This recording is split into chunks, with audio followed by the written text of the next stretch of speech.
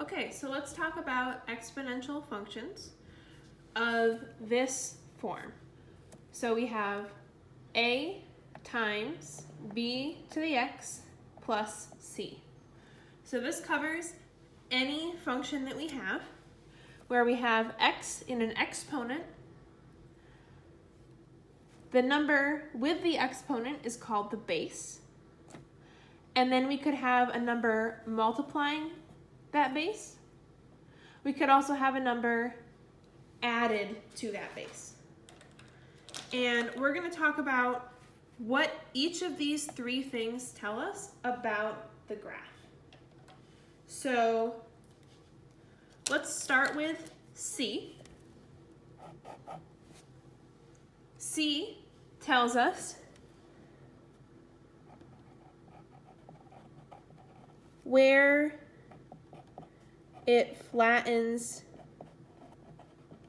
out.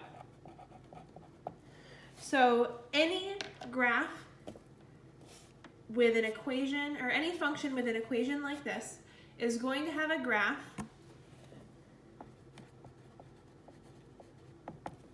that is steep on one side and flat on the other.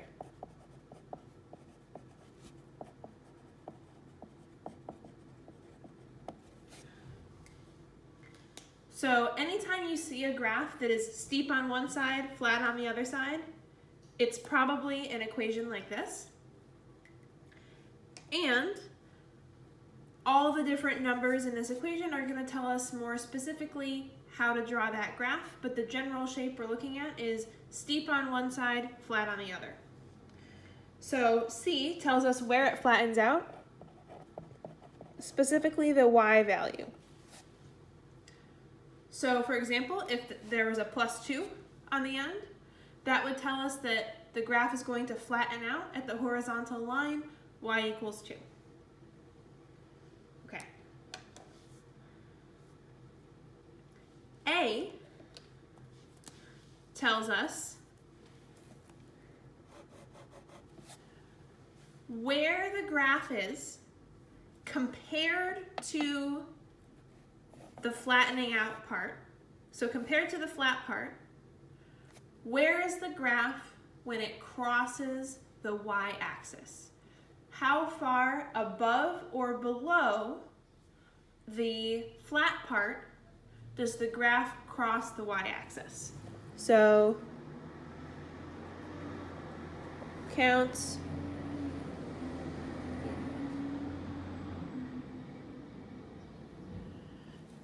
count up or down this many units, even if it's a half, that's fine, from the flat part on the y-axis. So we'll see when we do some examples what I mean by this. This place where it flattens out, the technical math term for it is a horizontal asymptote. But really what it means is where it flattens out. Now, the other thing we need to know is B. And I kind of went over these in the order that you use the information when you draw it. So the first thing you would figure out is where it flattens out. Next, you would figure out where it touches the y-axis. And then this B is going to tell us which side is the flat side and which side is the steep side. So if B is greater than 1, then it's steep on the right. If B is less than 1, it's steep on the left. And B should always be a positive number. A and C can be negative numbers, but you wouldn't get a negative number for B. B should always be a positive number. But fractions are positive numbers, right? You can have a positive amount of money that's 50 cents. That's half of $1, but it's still positive. So is it greater than 1? It'll be steep on the right side. Is it less than 1? It'll be steep on the left side. And in a less specific sense, the closer it is to 1, the less steep it is overall. The further away from 1 it is, the more steep it is. But that's not a rule that you have to memorize. It just kind of helps a little bit getting kind of a gut feeling on drawing the graph. Okay. So with this description in mind, let's try to sketch the graph of this equation. And then we can check it on a calculator to see if we did it right. Okay, the first thing I'm going to pay attention to is C is -1. That means it's going to flatten out at a y value of -1. So I'm going to draw in a horizontal line at -1. This is not really part of the graph, so I'm drawing a dotted line. It's just to help me draw in the actual graph. C is -1. So I drew in a graph or a horizontal line at -1. Okay. Second piece of information that I'm going to use is A. Now, there's no A written here.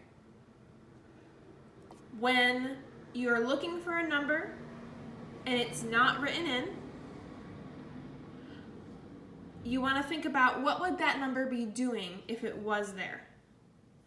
Normally, A would be multiplying, and it's not there, which means that it equals 1. If a number would normally be multiplying and it's not written, then it's 1. A equals 1. Nothing written. Okay, which means A is +1. I'm going to count up 1 box from this horizontal line. So I'm going to go here. I'm going to count up 1. And I'm going to draw in a point. This is going to be a point on the graph. It's not always at the origin like this. It's not always where the two axes cross. It's always going to be on this y-axis. And the value for A tells me how far up or down I should count from my horizontal line. Okay. Now I want to think about B. B is 2/3. If I have 2/3 of a pi, that's less than 1 pi. So because B is less than 1, my graph is going to be steep on the left side. So I'm going to start at this dot that I already drew, and I'm going to draw a steep curve curving up on the left side. And then I know that it needs to flatten out on the other side. So I'll do that. So this green line is my graph of y equals 2/3 to the x minus 1. And let's check on the graphing calculator to see if this roughly matches what we get. This is the only point that I plotted. I didn't make a table of values, so it's not going to be the most exact graph ever. For example, I don't know that it really crosses this point. I was just sketching based on these rules. So this wouldn't be a very precise graph, but it gets you a general shape of the function. So 2/3 to the x minus 1. Let's see what we get. There we go. So the picture that I drew matches up pretty well with what I get on the graphing calculator. And if I wanted to, I could get a table of values and graph it more precisely. But that's fine. If I wanted to do that, I would want to start around 0. So, for example, I could use these numbers to draw in this graph more precisely, but it's fine the way it is here. That's all I'm really asking for you to do right now. Okay, let's do another example. So here we have another one. C equals 2. Or here, let me finish the notes on this. B is less than 1, steep on the left. Okay, so for this one, C equals 2. That's the number added to the end. So I'm going to draw a horizontal dotted line. That's my horizontal asymptote. It's the place where the graph is going to flatten out. I'm going to draw that at y equals positive 2. Now, A is negative 2. So that means I'm going to start in my horizontal line, and I'm going to count down 2 boxes and draw in a dot. It's kind of a coincidence that both of these ended up at the origin. That's not always going to be what happens. Okay, so here's my dot. And then B is 3, which is greater than 1. So it's going to be steep on the right side. Okay, so I'm going to try to start at this dot and draw a steep curve on the right side, which is this half of the graph. Now, the graph should never cross this dotted horizontal line. So if I'm going to draw a steep curve, I could try to go up, but that would cross the line. So instead, because I'm below it, I'm going to go down. The steep part always goes away, starts at the dot that you drew from the A, and then goes away from the horizontal line. So I'm going to start at this dot, and I'm going to draw a steep curve down like that. Because I was already below the line, in order to draw a steep curve, I needed to go away from it, so I needed to go down. And I'm doing it on the right side because that's what I figured out from the B being positive. Okay? And now on the other side, I'm going to curve up and then flatten out along the line. Okay, hopefully that makes sense. We drew in the line at positive 2. This negative 2 told me count down 2. B was greater than 1, so I did steep on the right side, and then I flattened out on the other side. All right, let's do one more. This equation does not have a C written.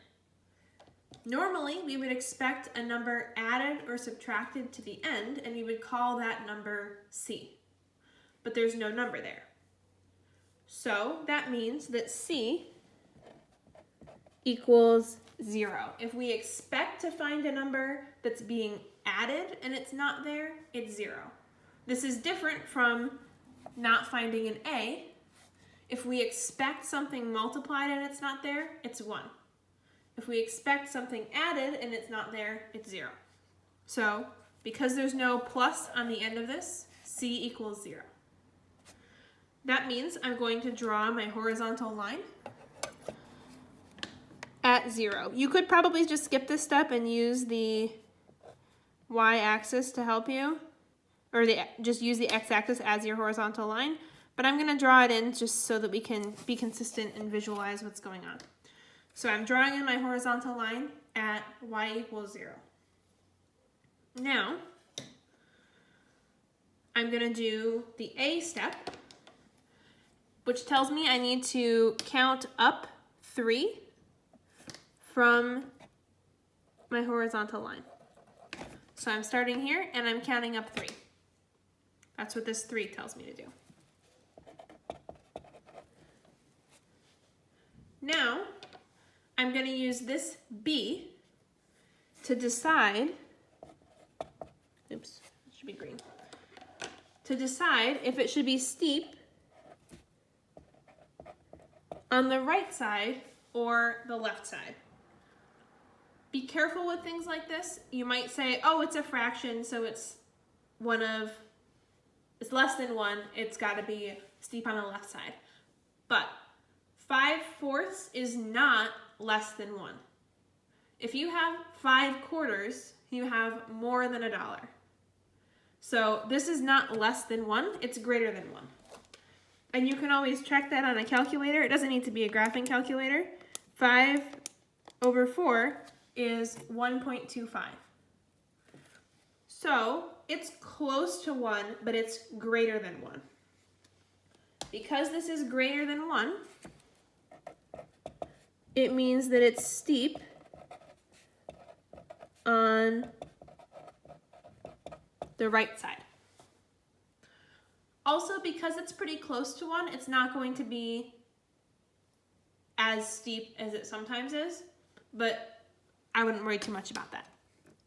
So I'm going to start at this dot, and I'm going to draw a steep curve. Could be steeper, but that's okay. Coming from the dot on the right side.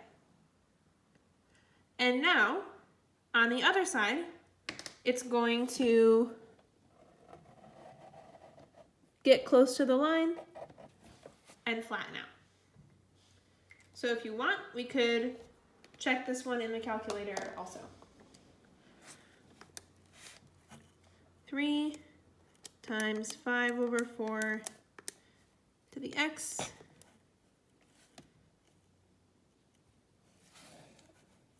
There we go, it looks just like it. So when we use these rules, we can figure out what the graph should look like without needing the calculator, because we're just using kind of these specific rules to sketch a picture of the graph. Cool. Hope that was helpful. Hope that it made sense. Let's review some of the vocabulary. This red dot is the y-intercept. This horizontal blue dotted line is the horizontal asymptote.